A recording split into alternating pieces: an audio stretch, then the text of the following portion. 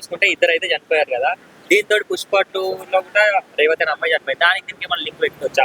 అంటే ప్రభుత్వం అంటే ఇప్పుడు ఏ సినిమా హీరో అయినా మీరు ర్యాష్ డ్రైవింగ్ చేసి చచ్చిపోండి అని చెప్పరు.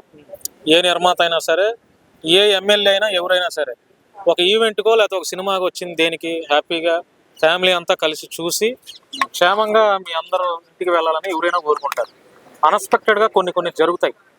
జరిగినప్పుడు కూడా స్పందిస్తున్నారుగా. అది ఎవరి ఉద్దేశించి జరిగింది? ఇప్పుడు పుష్ప 2లో ఆ సినిమా చూసి ఆ పిల్లాడు ఆ రేవతి చనిపోయారు. స్పందించారుగా. కొంచెం లేట్గా అయినా అల్లు అర్జున్ స్పందించాడు. అల్లు అరవింద్ వెళ్ళి కలిశారు, చాలా మంది వెళ్ళి కలిశారు. దానికి సంబంధించినటువంటి నష్టపరిహారం కూడా ఇస్తున్నారు. అల్లు అర్జున్ అరెస్ట్ కూడా చేయాలన్నంత వరకు కూడా వెళ్ళింది కదా, స్పందించారు. సో చనిపోయింది, అది దురదృష్టం. చనిపోయిన ఆవిడని తీసుకురాలేరు కానీ ఆ కుటుంబాన్ని అయితే ఆర్థికంగా ఆదుకునే ప్రయత్నం చేస్తున్నారుగా. ఇప్పుడు మొన్న ఆంధ్రాలో గేమ్ చేంజర్ అది కూడా జరిగింది, ఇద్దరు చనిపోయారు. సో ఏంటంటే ఇప్పుడు రూల్స్ ఏమంటున్నారంటే ఆంధ్రాలో వాళ్ళిద్దరు చనిపోయారు కదా, వాళ్ళ బాబాయ్ ప్రభుత్వం ఉంది కాబట్టి రామ్ చరణ్ పైకి ఏం వస్తలేదని అలా ట్రోలింగ్ నడుస్తుంది. ఏమంటారు? అంటే ఇప్పుడు వాళ్ళ బాబాయ్ ఉన్నా కూడా ఇప్పుడు పవన్ కళ్యాణ్ మీరు వెళ్ళి స్పీడ్కి వెళ్ళిపోయి చనిపోండి అని చెప్పడగా, రామ్ చరణ్ కూడా చెప్పడగా, అక్కడ ఉన్న పోలీసు వాళ్ళు కూడా అరే బాబు మీరు క్షేమంగానే ఇంటికి వెళ్ళాలి, అంతేగాని యాక్సిడెంట్లు స్టంట్లు వేసి చనిపోండి అని చెప్పరుగా. అన్ఎక్స్పెక్టెడ్గా జరుగుతాయండి. జరిగిన వాటిని పూడ్చే విధంగా ఉండాలి.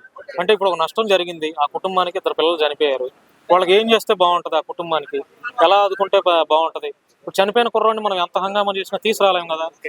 ఇప్పుడు జరగకుండా అయితే కొన్ని చేయొచ్చు, కానీ జరగకుండా కొన్ని అన్ఎక్స్పెక్టెడ్గా జరిగిన వాటిని మనం ఏం చేస్తాం. కానీ ఆ కుటుంబానికి జరిగిన నష్టాన్ని ఎలా పూడ్చాలి, వాళ్ళని ఎట్లాంటి భరోసా ఇవ్వాలి, ఫైనాన్షియల్గా ఎలా ఆదుకోవాలి అన్న విషయాల మీద ఆలోచన చేస్తే కొంచెం బాగుంటుంది.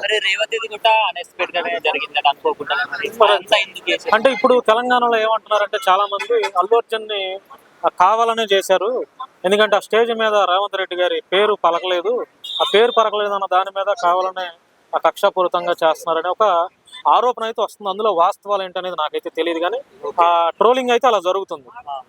అదే అంటే అల్లు అర్జున్ ని చాలా మంది కొంతమంది అల్లు అర్జున్ తొక్కేయాలనే ప్రయత్నం కూడా చేస్తున్నారు. అదే సిచ్యువేషన్ తెలంగాణ జరిగితే సేమ్ అల్లు అర్జున్ లాగానే అవుతుంది నా రామ్ చరణ్.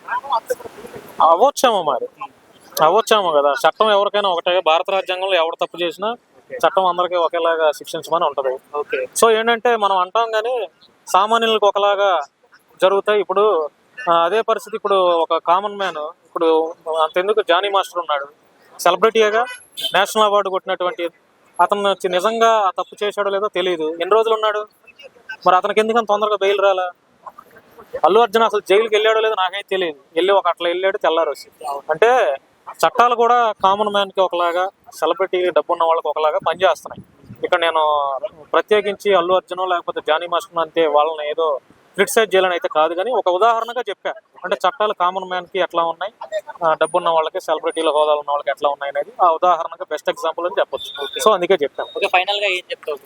సో అంటే ఇప్పుడు ఏ ఆడియో ఫంక్షన్, ఇప్పుడు చాలా మంది ఏంటంటే ఆడియో ఫంక్షన్స్ ని బ్యాన్ చేయాలి, డైరెక్ట్ గా సినిమాలు రిలీజ్ చేయాలని అంటున్నారు. కానీ ఏంటంటే వాళ్ళ ప్రమోషన్ ఇప్పుడు 100 కోట్లు పెట్టి వాళ్ళు సినిమాలు తీస్తున్నారు, వాళ్ళకి ప్రమోషన్ బిజినెస్ జరగాలి.